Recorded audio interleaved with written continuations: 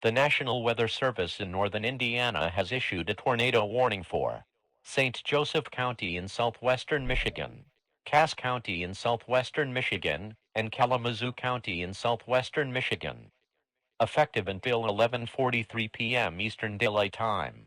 At the time of issuance, severe thunderstorms capable of producing tornadoes were located in the warned area.